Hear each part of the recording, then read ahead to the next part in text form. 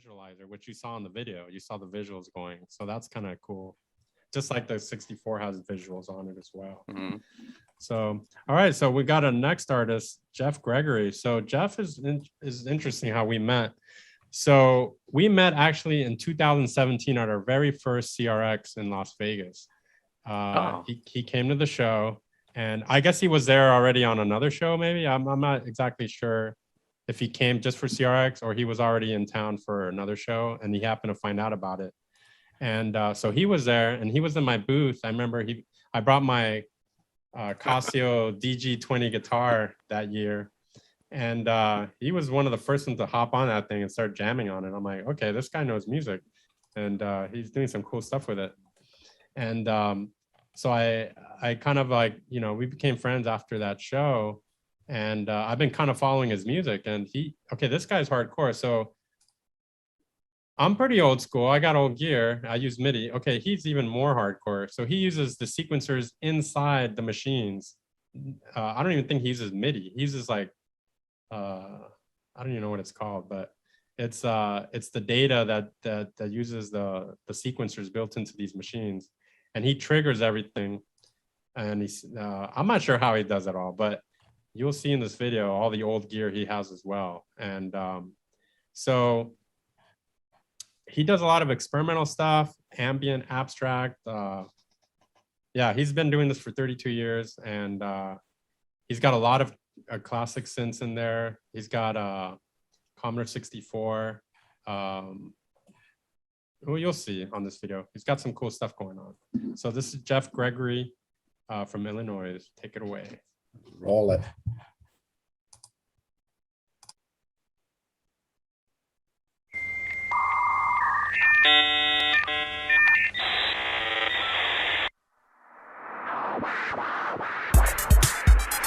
You're tuned into the 2021 Bit-Scape Miami Commodore Chiptune Music Showcase at CRX. Up next we have Jeff Gregory.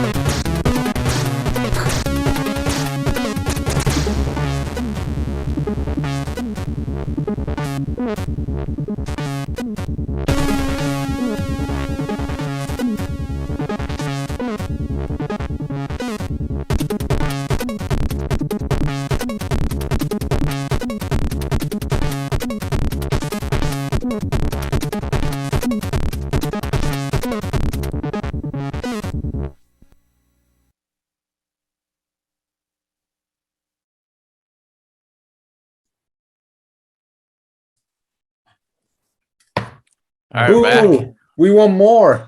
Dude, Nice. that's like a hardcore Commodore setup for sure.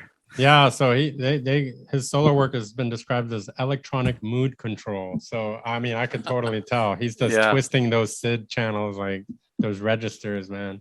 I mean, you It's can see awesome. it. You can see it in action. I think he's using SID Wizard. I haven't used it yet, but I think that's what that was. And it's like a tracker, which is cool because you actually see it scroll up, just like the Amiga. Right, right. Because I think there's like some other similar trackers on the 64, but I don't understand. They don't really move like the Amiga style. Did he give you any write up on what he used, how many machines, all of that, anything?